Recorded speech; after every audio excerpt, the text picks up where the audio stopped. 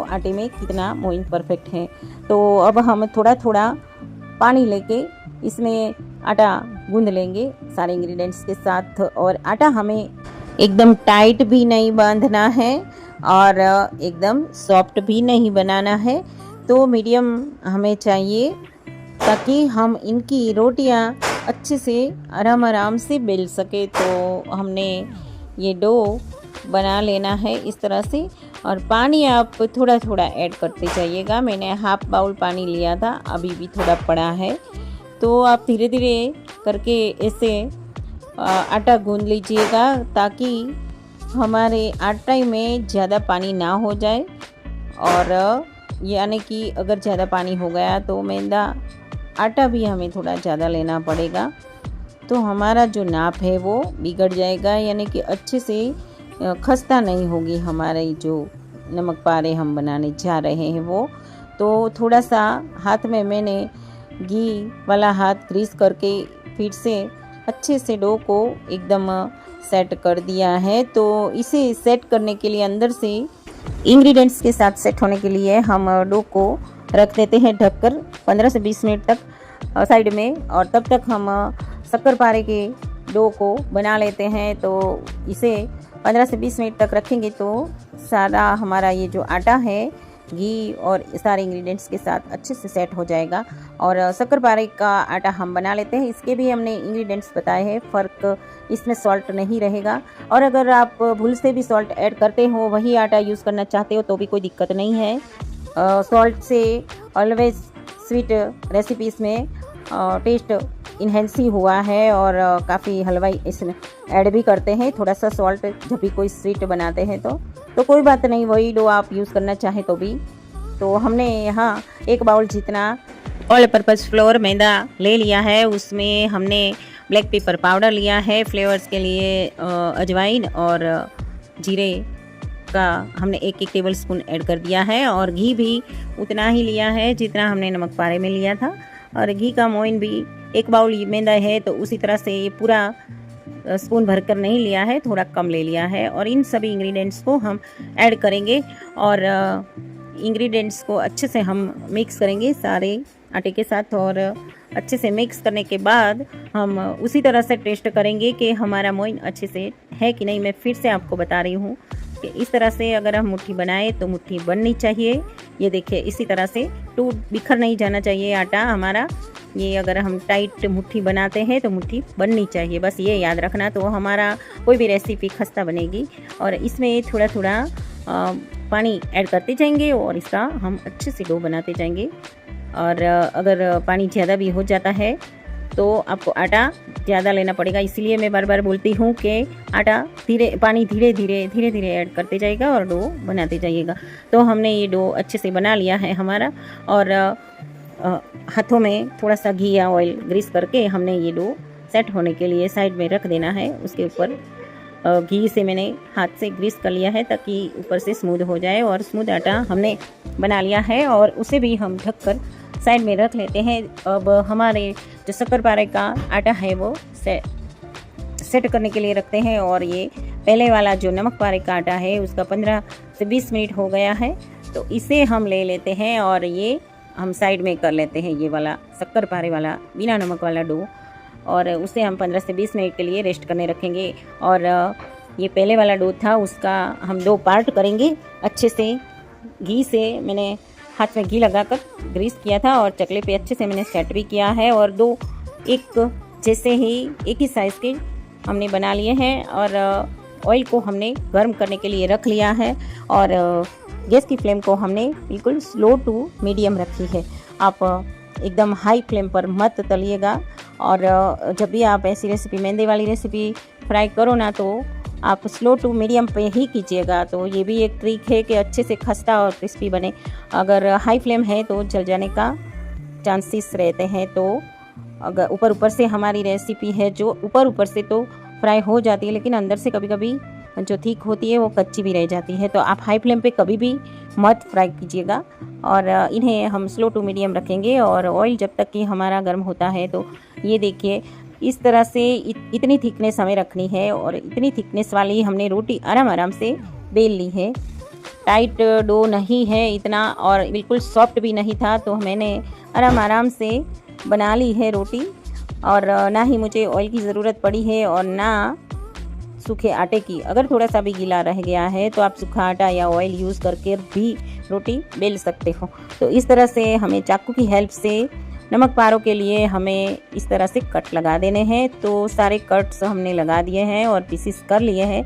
Oil हमारा देख लेते हैं, चेक कर लेते हैं कि हो गया है कि नहीं गरम। तो थोड़ा सा मैदे का आटे का पार्ट मैंने इसमें ऐड करना है और चेक करेंगे हम। जैसे ये ऊपर आ जाता है फटाफट से तो समझ लेंगे। ये देखिए तुरंत ही ऊपर आ गया है, तो इसका मतलब है कि ऑयल हमारा गर्म हो गया है। तो अब हमने एकदम फटाफट से, एकदम स्पीड से, फटाफट से सारे नमक पारों को ऐड कर देना है हमें इसमें। और ये हमें थोड़ा स्पीडी काम करना है, क्योंकि आधे अगर नीचे से फ्राई हो जाएंगे और आधे हम ऐड करते रहेंगे तो ये ठीक नहीं रहेगा और एक जैसे होंगे नहीं और अलग अलग हम कर पाएंगे नहीं एक ही कढ़ाई में। तो ये फटाफट से करना होगा और जितने ही इसमें सेट हो रहे हैं उतने ही ऐड करिएगा, ज़्यादा मत ऐड करिएगा। तो हमने ये पहली बैच ऐड कर ली है और ये देखिए नीचे से तो गोल्डन एकदम सुनहरा गुलाबी कलर आ भी गया है हमारे नमक पारों का। तो इन्हें हम दूसरी साइड से पलट लेंगे और एक एक करके मैंने यहाँ सभी को पलट लिया है। ये देखिए हमारे एकदम अच्छे से, एकदम प्यारे से नमक पारे फ्राई हो रहे हैं। एक साइड से कितना प्यारा सा कलर आ गया है इनका, और ये देखिए अच्छे से ये हो रहा है। दूसरी साइड हमारी फ्राई हो रही है, तब तक हम ये जो दूसरा पार्ट भी हमने किया था उसे भी बेल लेते हैं और ये भी हम आराम से बेल लेते हैं। और जैसे कि हम रोटियां बेलते हैं हर रोज़, रोटियों से थोड़ा ठीक रखना है ये नमक पारों के लिए, और इतना भी हमें पतला नहीं बेलना है और इतना भी मोटा भी नहीं बेलना है।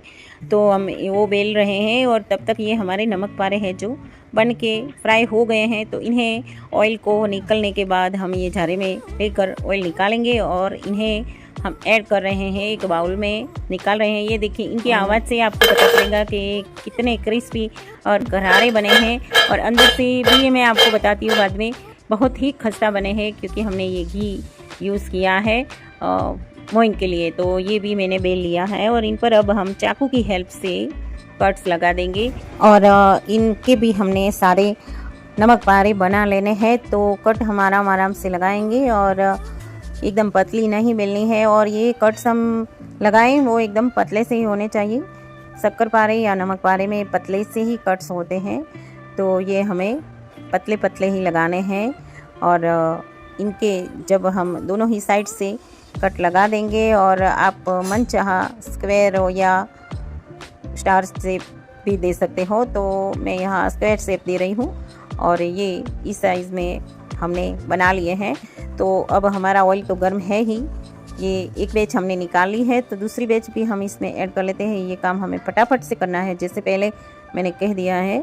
बस अब इस बार भी हम दूसरी बार भी फटाफट से ऐड कर देंगे और इन्हें हम एक साइड से थोड़ा गोल्डन ब्राउन यानी कि सुनहरा गुलाबी कलर जैसे हो जाए तो इन्हें बारी बारी हम पलट लेंगे। और हमारे सारे जो नमक पारे हमने बना लिए हैं वो अच्छे से फ्राई हो जाएंगे और हम इन्हें बर्तन में निकाल लेते हैं। ऑयल को थोड़ा सा रिमूव होने देने के बाद चारे में, तो हमने ये बैच भी रख ली है और अब हम इन्हें पलट लेंगे।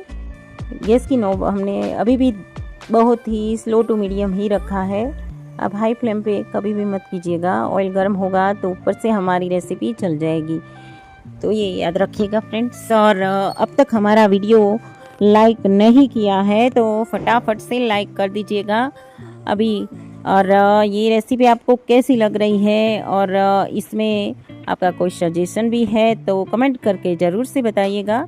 और ये देखिए इस तरह से हम ऑयल को थोड़ा सा रिमूव होने देंगे और ये बाउल में हमारे सारे नमक पारे हैं उन्हें हम निकाल लेंगे और बाद में हम सर्व करेंगे। इससे पहले हम शक्कर पारा वाला आटा गूंद लेते हैं, तो इन्हें इस बाउल को हम साइड में कर लेते हैं। ऑयल को हम थोड़ा बंद कर देते हैं और अभी हम शक्कर पारे के लिए चाशनी भी साइड में रख लेते हैं। तो एक बाउल मैंने शुगर ऐड करी है एक बाउल में, और आधा बाउल जितना हम पानी लेंगे।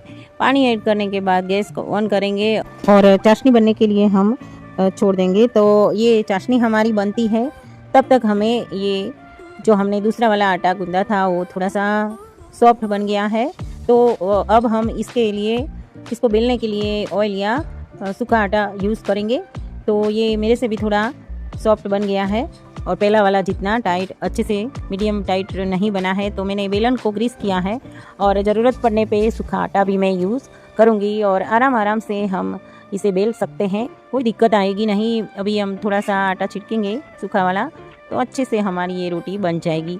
तो टेंशन की कोई बात नहीं, अगर थोड़ा सा भी सॉफ्ट बन जाता है डो तो इस तरह से मैंने ये रोटी बेल ली है। और रोटी हमें इतनी पतली नहीं बेलनी है, ये देखिए हमें मीडियम साइज़ की रोटी बेलनी है। और ये शुगर हमारी मेल्ट होने लगी है, तो शुगर मेल्ट हो जाए और थोड़ा सा उबलने के बाद हमें कोई 1 तारी या 2 तारी चाशनी बनानी नहीं है। हमें सिर्फ स्वीटनेस की हमारे शक्कर पारों पे चढ़ जाए इतनी ही, सिर्फ शुगर मेल्ट हो जाए इतनी ही चाशनी बनानी है, कोई 1-1.5 तारी चाशनी नहीं बनानी है। तो यहाँ फ्लेवर के लिए हम इसमें इलायची का पाउडर भी 1 टेबलस्पून जितना ऐड कर देंगे।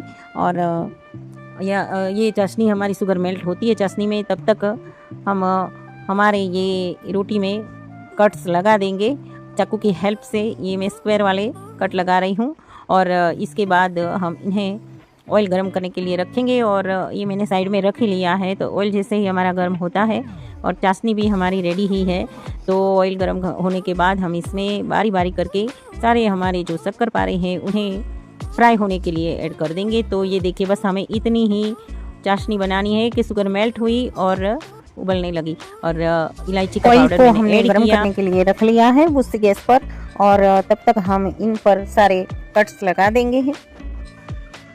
और अगर बेलते टाइम सूखे आटे की ज़रूरत पड़ रही है तो आप बेशक ले सकते हो। ये देखिए मैं भी ले रही हूँ, मेरे से भी थोड़ा आटा सॉफ्ट हो गया था। और रोटी जैसा सेक करने के बाद हम इनमें अच्छे से चाकू की हेल्प से कट लगाएंगे। और कट लगाने के बाद ये मैंने स्क्वायर शेप्स के कट लगाए हैं। आप अपने मन चाहे शेप से इसे कट कर सकते हो। पहले मैंने स्टार शेप किया था, अब मैं सीधा ही स्क्वायर वाला शेप ही कर रही हूँ। जैसे आप चाहो, ये एज पर चॉइस है। तो ये मैंने लगा लिया है, दोनों ही साइड से मैंने कट्स लगा लेने हैं। और ऑयल भी हमारा तब तक ये गर्म हो ही गया है, तो इन्हें हम फ्राई कर लेते हैं, डीप फ्राई करना है। और अगर आप नहीं भी चाहते हो तो अगर आपके पास एयर फ्रायर है तो आप उसमें बिना ऑयल के इसे फ्राई कर सकते हो। मेरे पास अभी नहीं है तो मैं ऐसे ही डीप फ्राई करके ही आपको बता रही हूँ। और अभी इसे ऐड करते टाइम हमें एक ही बात ध्यान में रखनी है कि फटाफट से इन्हें ऐड कर देना है, ताकि आधे फ्राई हो जाए और आधे बाकी ना रहे। तो हम एक साथ ही इन्हें फ्राई करने हैं, तो फटाफट से सारे के सारे हम जितने भी पूरे बर्तन में ऐड हो सकते हैं, समा सकते हैं, उतने ऐड कर देंगे। और ये देखिए जैसे ही हम ऐड करते हैं सभी के सभी हमारे शक्करपारे हैं जो ऊपर आ जाते हैं। और ऐसे ही हमें इन्हें बनाना है। तो ये जब तक कि ऊपर आते हैं उसके बाद ही हमें इन्हें पलटना है। और दोनों ही साइड से हमें पहले की तरह ही इनको भी अच्छे से फ्राई कर देने हैं। और एकदम गोल्डन ब्राउन कलर का ये हो जाए तब तक हमें इन्हें फ्राई करना है। और इसके बाद हम बारी बारी पलट कर भी हम इन्हें फ्राई करेंगे और जार की हेल्प से निकाल देंगे। और ये जब तक कि फ्राई होते हैं तब तक मैं चाशनी को फैन के नीचे थोड़ा सा ठंडा होने के लिए रख लेती हूँ, ताकि हम हमारे जब ये शक्करपारे उतार के गर्मा गर्म उतार कर जैसे ही चाशनी में ऐड करेंगे तो हमारे ये जो शक्करपारे है वो सॉफ्ट ना हो जाए। इसीलिए मैं थोड़ा सा फैन के नीचे चाशनी को ठंडा कर लेती हूँ। बहुत ठंडा नहीं करना है हमें, वरना ये हमारे शक्करपारों में उतरेगी नहीं। तो खाली ये एक साइड जैसे ही फ्राई होते हैं इतना ही टाइम पर मैं नीचे उतार कर फैन के नीचे रखा है मैंने।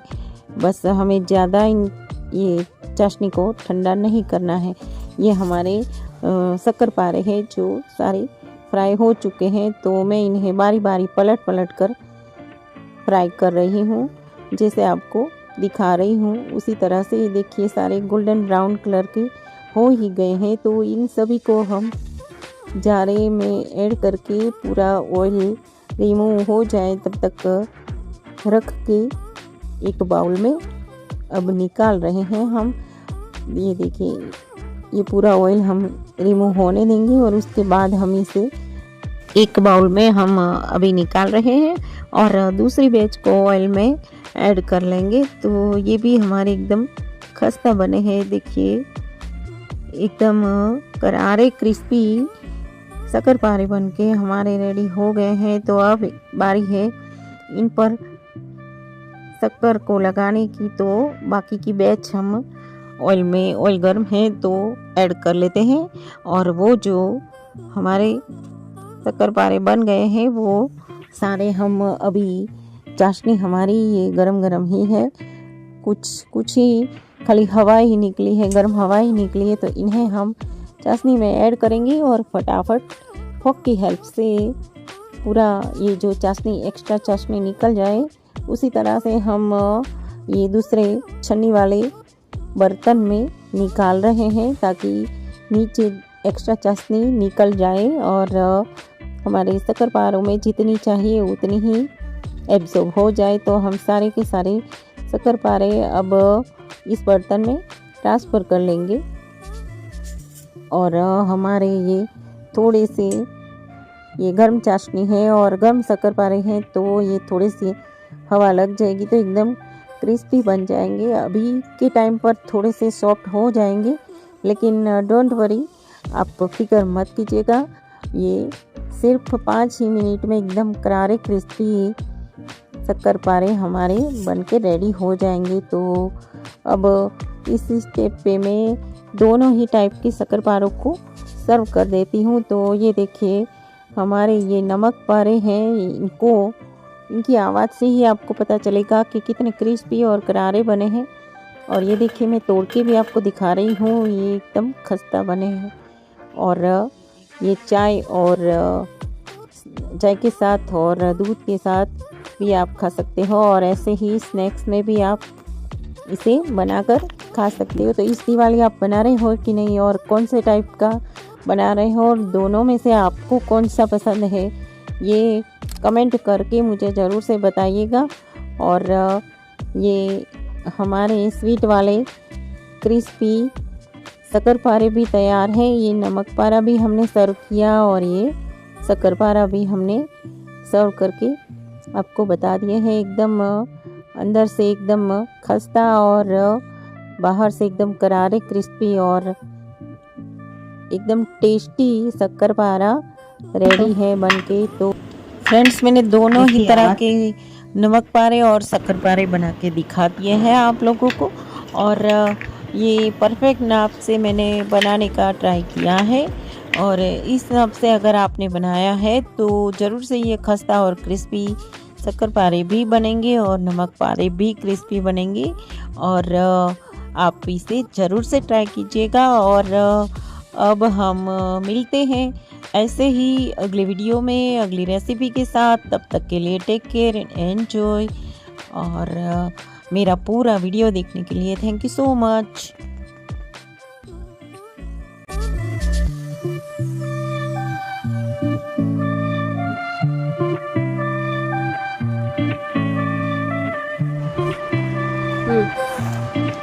Nak?